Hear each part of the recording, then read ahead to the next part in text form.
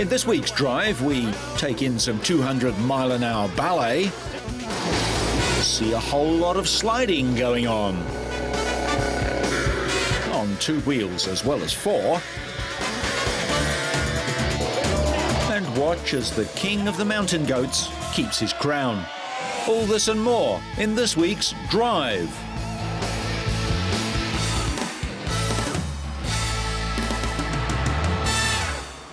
We start this week with new models from one of Europe's most respected car manufacturers. Opel has been making cars in Germany for years, but is now part of the global General Motors Group. Leading the way in the style stakes is the Astra GTC, the marque's three-door hatchback to rival the Volkswagen Golf, Toyota Corolla and Ford Focus. The GTC, or Gran Turismo Compact, differs from its five-door sibling with all-new styling, omits two doors, and gets a host of sportier options and driving aids, while the five-door model is more utilitarian. Interestingly, the new sports hatch, as it will be called in some markets, makes use of all new sheet metal, sharing no exterior panels with the five-door hatch. The GTC also sits 15mm lower than the five-door and gets a huge range of engine options. Also shown in Geneva was the Astra OPC, the production version of the concept car revealed in Paris late last year. The OPC line builds on the core strength of our Opel and Vauxhall vehicles to appeal to performance enthusiasts, thus growing the brands and increasing sales. It's a formula that works, but only if the performance experience is authentic. And that certainly describes the Astra OPC. The OPC is one of the most powerful compact front-wheel drive cars, accelerates from 0 to 100 in less than 7 seconds, and reaches a top speed of more than 240 kilometers an hour. Also standard is IDS, or Interactive Driving System, which works with continuous damping control. It features a 179 kilowatt, 2-liter turbocharged engine. By the way, that's 240 horsepower. The chassis has been tuned for performance with larger brakes, modified IDS performance for enhanced handling and stability, and massive wheels up to 19 inches. The interior features Recaro seats and special OPT steering wheel, gear shift, and instrument panel graphics. Today, it's my pleasure to introduce the all-new Opel Zafira. Probably the most significant of all of Opel premieres in Geneva was the new Zafira. With sales of around 200,000 units annually, the Zafira is GM's quiet achiever and is built on the same underfloor architecture as the Astra. Hailed for its innovative Flex 7 seating system, which allows the car to transform from a 7 to a 2-seater, or anything in between, the new generation compact MPV is updated throughout. The new range offers a wide variety of petrol and diesel engines, including a sporty OPC version with the same 175 kilowatt turbocharged engine as the Astra, offering a 0 to 100 km/h acceleration in 7.8 seconds for drivers who need the flexibility of an MPV but don't want to sacrifice performance more than necessary. Other features include steering adaptive xenon headlamps, tire pressure monitors, and as many as 30 separate storage compartments. An optional panorama roof system includes 4 individual sunroofs and a long central spine with 5 storage boxes. Other advances in the latest model include improved pedestrian safety and more space for passengers in all 3 rows of seats. However, Opel is having a tough time in a very competitive climate, so company executives have come up with an interesting marketing idea to get potential buyers to try out all the new and existing Opel models. You may have noticed this week some outdoor advertisements in place throughout Geneva. These ads have headlines such as, "Admire me," "Challenge me," or this morning I saw, "Tame me." I'm here to add a little explanation for these. You have 3 days to push it, pamper it, challenge it, tame it, caress it, torture it, tear it down, fly it, undress it, admire Admire it. Press it. But please don't forget to bring it back. We're calling it the Million Mile Test Drive, and we'll begin the program with Opel and Vauxhall. Our dealers in 40 countries across Europe will have a total of 35,000 test vehicles at their disposal. Customers can choose from the entire model lineup. They will be offered a car for 3 days. Another GM brand is Saab from Sweden, and they revealed a new hatchback too. The all-new Saab 9.3 Sport Combi represents Saab's first foray into this growing and competitive segment. With its combination of performance, versatility, and unique Saab character, we expect the Saab 9.3 Sport Combi to establish a strong presence in Europe's premium mid-size wagon segment. The Sport Combi is the third variant of the 9.3. It's based on the sport hatch concept shown at the 2003 Frankfurt show and is a nod to the 99 Combi Coupe hatchback introduced in 1973. Like its sedan and convertible siblings, the Sport Combi will be offered with a new turbocharged six-cylinder engine next year. The 2.8-litre V6 will offer 250 horsepower, combined with a 6-speed manual or 6-speed automatic transmission. In all 9.3s, the front wheels do the driving. The engine is a part of GM's new 24-valve double-overhead cam V6 engine family, also seen in the Cadillac STS and SRX, and some Australian Holdens. The 2.8-litre turbo is a Saab exclusive, however, with unique parts such as the cylinder heads, valves, pistons and camshafts.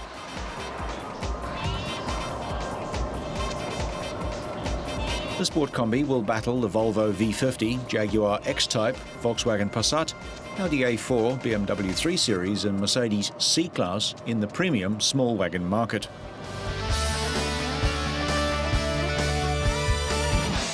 The Indy Racing League round at the Phoenix International Raceway got off to a clean start and was run without any major incidents, although a few drivers suffered individual mishaps.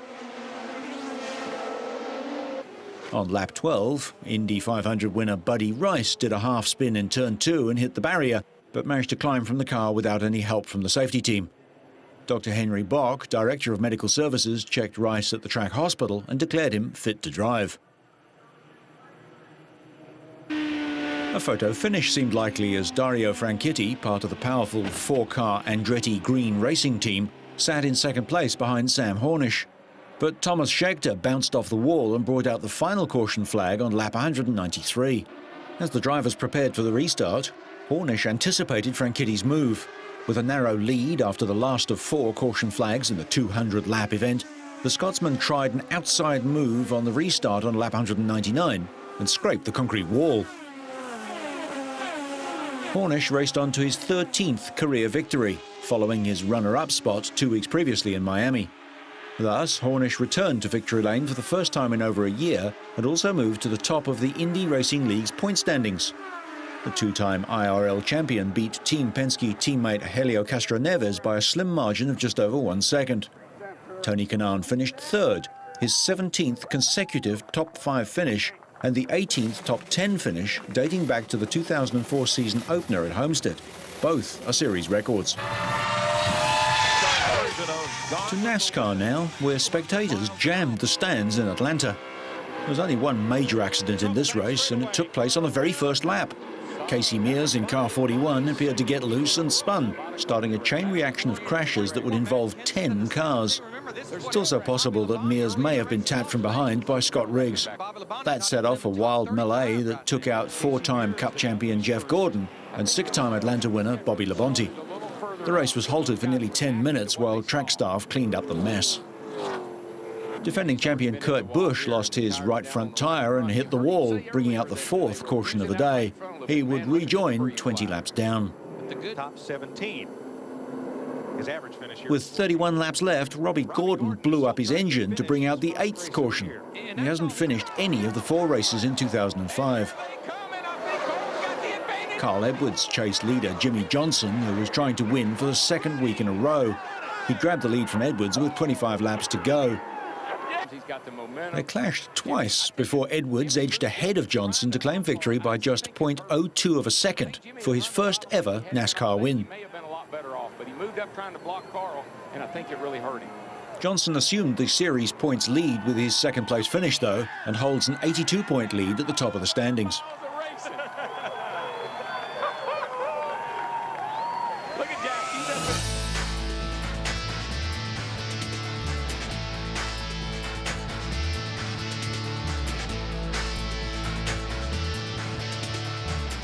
Car safety systems are developed using sophisticated crash test dummies, but researchers want to learn more about the risks to pregnant women in car crashes. So Volvo has developed a computer model of a pregnant crash dummy called Linda. Her purposes for us are, number one, to understand what happens to a pregnant woman and her baby during a crash, and how they both interact with the safety systems in the car during a crash. So far, Linda has been used to test the correct placement recommendations of the seatbelt, and the results have shown us that recommendations are best. Additionally, our hope is that in the future, Linda, or models like Linda, will be used for setting the world's first safety requirements for the development of future cars. Many pregnant women wonder whether the safety belt could harm their unborn baby if they were involved in a car crash. However, all researchers agree on recommending that they should always wear their safety belt. Well, I think the most important thing to remember is that we know so little about what happens to pregnant women in car accidents.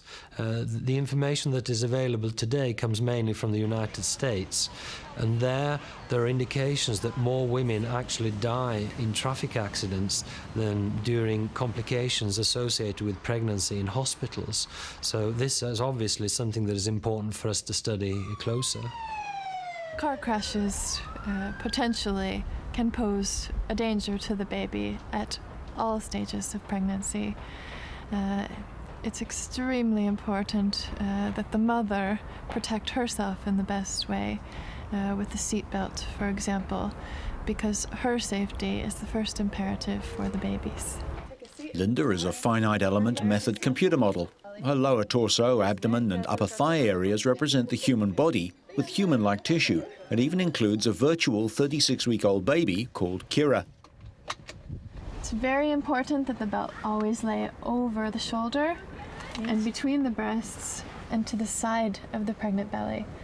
And very, very important also is that the lap belt is as low as possible under the belly and laying over the pelvic bones. The computer model makes it possible to study in great detail how the belt moves, the influence of belt, airbag and steering wheel on the mother and baby, and how the baby moves in relation to the mother's body. The model can also be used to test new designs for safety belts and other safety systems. The researchers are finding out more and more about the risks of crashing while pregnant. Well, first of all, we'd like to find out how common it is in our own country of Sweden, but also we would like to find out which injuries the pregnant women sustain during car accidents. The information available at the moment indicates that it is mostly to do with placenta loosening during the trauma of a traffic accident, and also premature contractions, which can lead to the baby being delivered too early. A 16-year-old driver of this car didn't even have a license, but she was driving two friends last month when she lost control, and one passenger died. All over the world, teenage drivers often take chances behind the wheel, and now medical science may help explain why. Researchers studying the brain say the last section of the brain to mature, the frontal lobes, are not fully developed until the age of 25 or beyond. The frontal lobes are sort of the executive center of the brain, the part of the brain that's responsible for planning, organizing, anticipating the consequences of one's actions. In some countries, the research was cited by those pushing to ban mobile phone use by drivers or limiting the number of passengers riding with a teenage driver. The studies point to the fact that teens are taking the highest risks because in some respects their brains don't know any better. At Temple University, researchers using a video game found the number of risky decisions made by teenage drivers tripled when their friends were present. In the real world, for young drivers, the risk of a crash doubles with just one extra passenger. Interestingly, the teenagers didn't take more risks when they were by themselves. It was only when they were in the presence of other kids. Parents can lessen the risks by investing in extra behind-the-wheel driver education and a safe car. Scenes like this remain any parent's worst nightmare, but common sense and medical science might cut the death toll. Reigning champion Sheikh Khalid Al Qasimi and Craig Parry led off the ramp for the third round. Nasser Salih Al Attiyah of Qatar, who was champion in 2003 and runner-up last year, and his co-driver Chris Patterson from Northern Ireland were next off the ramp in their Subaru Impreza. The third Subaru of Omani driver Hamad Al Wahibi and David Senior of Great Britain was the next to go. Al Wahibi, the highest-rated local driver, set the early pace and led the event by 9 seconds after 3 stages, but was forced to retire on the 4th stage with suspension failure. Al Attiyah, the second-seeded Qatari who was in second place early in the rally, moved into the lead after Al Wahibi retired. Al Attiyah and Patterson recorded the fastest times on the 4th and 5th stages to maintain their lead, and at one point extended their lead to 2 minutes and 21 seconds. Overheating problems forced the 2004 champ to slow down towards the end of the first leg, but they still completed the first leg of the rally with a lead of just over 2 minutes.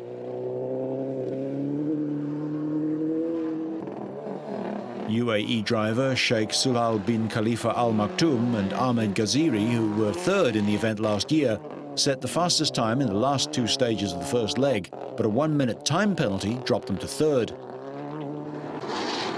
Al Attiyah had a few problems with his Subaru Impreza. He still led the event despite losing 1 cylinder. Al Qasimi took a 30-second chunk out of Al Attiyah's lead in the 12th stage, but only a 21-kilometre stage and the 2.6-kilometre super special remained to overturn a 90-second deficit. It wasn't enough, and Al Attiyah beat his rival by 4 seconds. The runner-up position was only settled in the final spectator test when Al Qasimi confirmed second overall by a mere 1 second. Abdallah Al Qasimi overcame late suspension problems to take 4th place. The next round of the Middle East Rally Championship will be the Qatar Rally.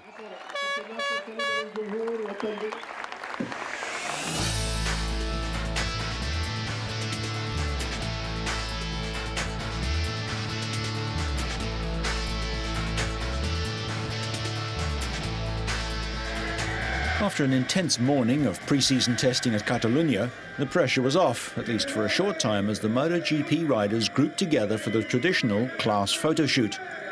It gives press and fans the chance to see some old faces in new leathers, most notably Max Biaggi in Repsol Honda colours, Colin Edwards now riding for Yamaha, and Carlos Checa switching to Ducati. Aside from trying out their new machines, the afternoon offered riders a tangible reward too. Effectively, the first competition of the season, the 40-minute session saw the first round of the best qualifier of the year, with the BMW 1 Series on offer for the fastest rider. Local hero Sete Gibernau took the honours, setting a new lap record. Multiple world champ Valentino Rossi was second fastest on the day, 0.3 of a second off the pace, but the Italian will certainly improve. He has the talented Edwards as teammate on a similar bike this year, and between them they're bound to develop the machinery. Nicky Hayden looked good as 4 riders made their MotoGP debuts. Tony Elias, Roberto Rolfo, James Ellison and Franco Battagni are all new to the sport's blue ribbon category. They follow 250 champ Marco Melandri on bike 33, who made the step up a year ago. As for Max Biaggi, he'd been the fastest man on 2 wheels over the opening 2 days, but saw his old lap record swept away and the BMW slipped from his clutches. We were not looking for the car specifically. We were looking first to do a good work during the weekend, and everything came good. We did a good endurance, and then we just put some tires, and the time was there. So I'm satisfied how things are going, and I need to thank HRC and Michelin for the great job, and especially my team, my side of the team is they're doing an unbelievable job. So it's thanks to them. It's all smiles now, but that will surely change at the season opening round in Jerez. The The 10th round of the Indoor World Trials Series took the teams to the Luna Park Arena in Buenos Aires, where after the qualification round it became clear that Adam Raga would end the day as world champion for the 3rd successive year. Despite having picked up an unusually high score of 23 on the first lap, Raga was effectively handed the title when Albert Capestany, the only other rider with a mathematical chance of winning the championship going into the event, failed to make it past the qualification lap. Raga was joined by youngster Hironi Fajardo and Takahisa Fujinami in the final, with Fajardo in first place after losing 19 points, closely followed by Montesa-mounted Takahisa Fujinami on 20. Some of the tougher zones were modified for the final, but the emotion continued, with Fajardo and Raga battling for victory as Fujinami's challenge fell away. Raga's second 5 of the final came in the last time section, setting up an intense dual lane race in high jump, where the world champion produced an impeccable effort to lose only 17 points and close to within 2 points of his young compatriot. Fajardo's last round was a tense one, and the youngster took victory by a solitary point, losing only 16 points for his first ever series victory. He now jumps ahead of Dougie Lamkin into 3rd place in the overall series standings, behind 2nd place Capestany, with just 2 rounds left to go. Fujinami finished the event in 3rd on 24 marks for another podium finish and 5th place overall. The next round of the Indoor World Trials Championship will see the world's top riders make their way towards Belfast for its first ever World Indoor Trials event, where Fajardo, Lamkin and Fujinami will battle it out for 3rd place.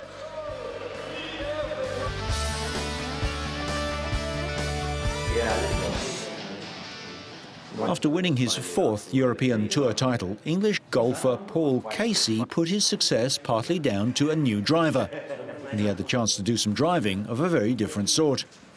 Already established as one of the best drivers on the golf circuit, Casey had the chance to prove it behind the wheel of a Formula 3000 car capable of more than 150 miles an hour.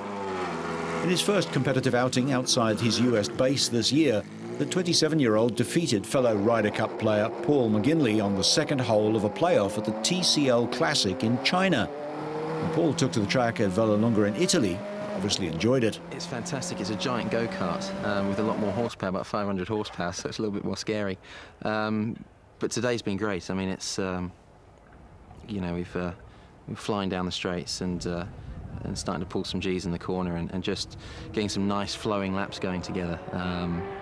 You know, it's a fairly easy car to drive, and it's just got I've got a big smile on my face whenever I go around any of these corners around here. It's absolutely fantastic. The win in China represented his first success in an injury-interrupted year. He is disappointed in golf tournaments on the American PGA Tour, where he's been heckled by crowds for anti-American comments made in relation to the Ryder Cup. But the Englishman now seems to be on the way to overcoming the problem caused by those remarks, which he claimed were misquoted. You know, I've never had an issue with US crowds whatsoever.